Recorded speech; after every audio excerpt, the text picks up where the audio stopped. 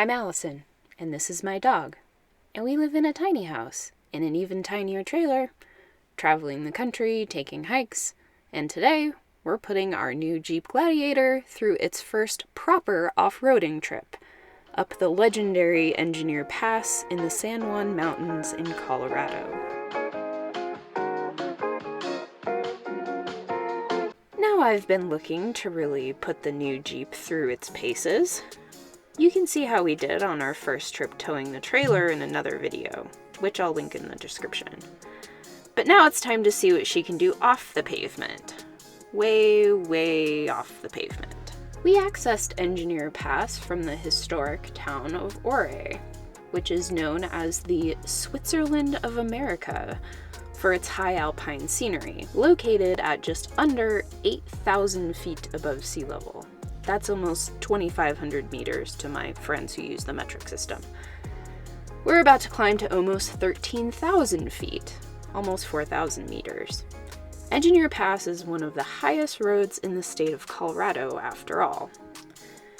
Now, Ouray and the entire surrounding area is a mining town, and there is still mining activity going on near many of the places we're about to drive by. We pass by ruins of mining operations past, with lots of abandoned buildings dotting the scenic landscape. You can find out more about Engineer Pass on dangerousroads.org. No, I didn't just make that up. dangerousroads.org. And as you'll see later, it seems on the tame side when the weather is good, but it becomes an entirely different and ever-changing animal once the rain starts to fall.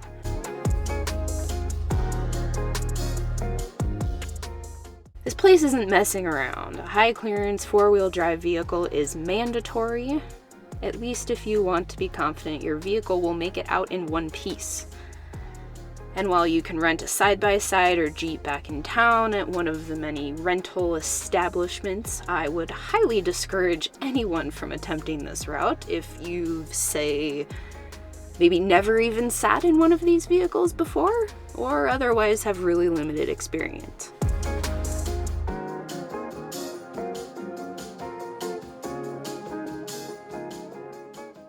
Driving Engineer Pass requires your constant attention and careful selection of your route in many areas. You can't put your tires just anywhere here without getting into trouble, and most people would consider this to be technical driving, meaning you should at least be familiar with your vehicle, its clearance, capabilities, and limits, and able to use all of its off-roading functions well. Though there are plenty of patches of road suitable for two-wheel drive, I was delighted to find how smooth the ride was when I stayed in four-wheel drive with my sway bar disconnected most of the way. There were only a couple of points where I felt like I needed to go into four low and turn my axle lockers on in order to climb a few of only the steepest, rockiest corners. We took plenty of breaks to let others pass and to take in the scenery. It can be difficult to see other drivers coming, and while turnouts aren't exactly scarce, sometimes it takes some maneuvering to make room for two full-sized vehicles. And sometimes you really just hope nobody is coming up your route at that very moment.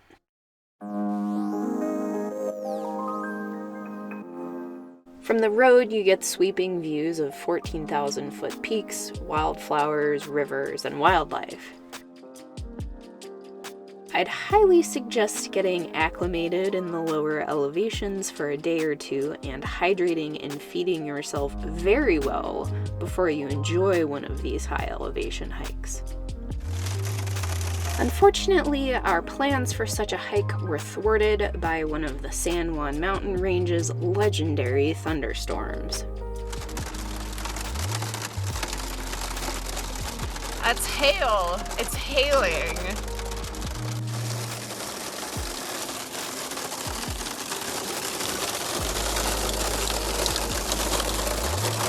This is crazy! It's so loud! There's the lightning!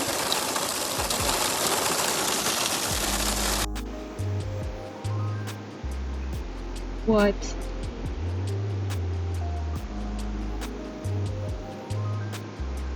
got a wave.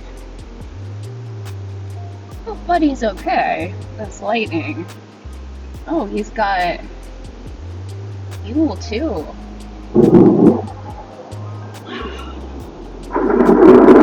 What a day to be out, huh? Well, we were gonna go for a hike, but not in this stuff. We're gonna wait and see if this storm is gonna pass. And if not, I don't know, I guess we drive back. So after waiting for the storm to pass and realizing there was no time left in the day for a hike, we turned around.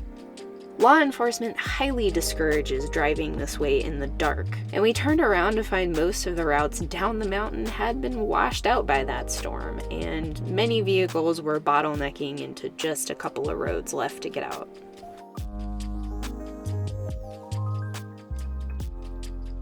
And this is where one realizes how Engineer Pass got its reputation.